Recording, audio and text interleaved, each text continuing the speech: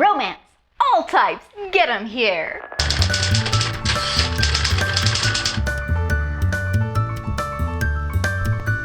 Let's start with new adults. I got my pre-order of Better When He's Bad by Jay Crownover when it came out on June 17th.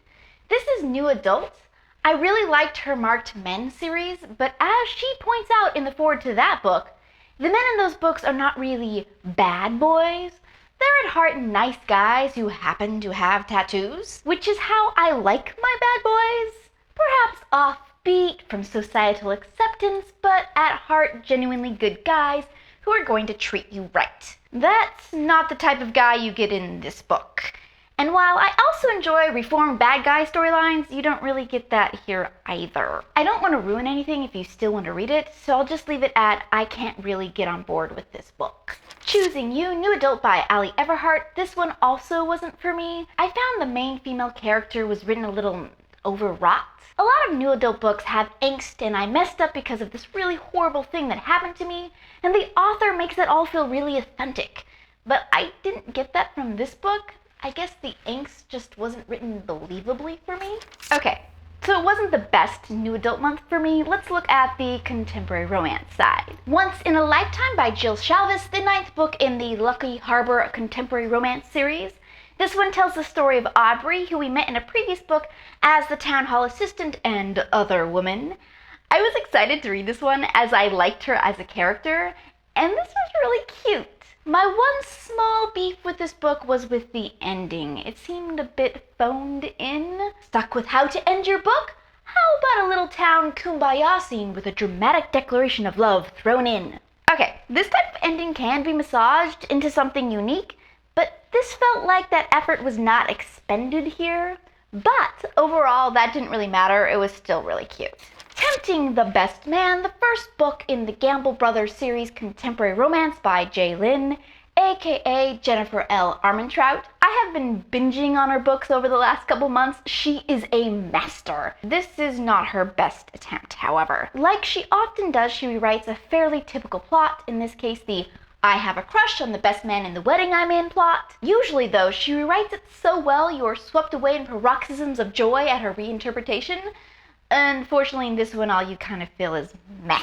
But people were saying the second book was way better, so I picked up Tempting the Player. This one is about Chad Gamble, the all-star baseball player, and Bridget, who was the assistant to the female lead from the last book. I like this book. It's not her most shining example again, rewriting another common plot, this time the pretend-to-be-girlfriend-boyfriend plot. It's not a bad version. I've just read this plot so many times, and she didn't really transcend that common plot like she does in so many of her other books. But if you haven't read this plot ad nauseum, it is a cute little read. The Diaper Diaries by Abby Gaines, contemporary romance. This is one of the books I picked up randomly at a library book sale because, well, I couldn't resist. The name is ridiculous, the story was ridiculous, and not in a good way. Don't read it. Breakfast in Bed, Domestic Gods, Contemporary Romance Book 3 by Robin Kay. Okay, any series whose basic premise is that the men in these books are great at domestic skills will keep me reading. In my household, my husband is the one who cooks, mainly because he's traumatized from my cooking and won't let me do it anymore. I try, I really do. I'm just really horrible at it. Anyway, this series is not the strongest written, and this book uses the really overused pretend to be my girlfriend trope, and throws in for good measure the no one has ever wanted me for anything but my money trope, which are both done to death. But this was still a pleasant way to while away part of a sick day. Let's talk about the one historical romance book I read in June. Once Upon a Tower by Eloisa James, the 5th book in the historical romance fairy tale series.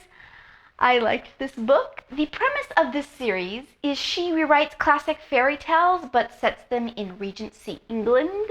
I love this series, well, except for number 4, but the rest are really cute, and I really liked this one.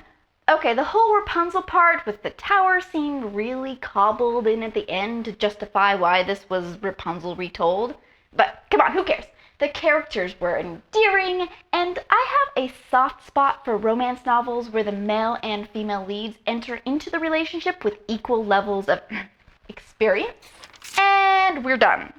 Any new adult suggestions to get me out of my new adult slump?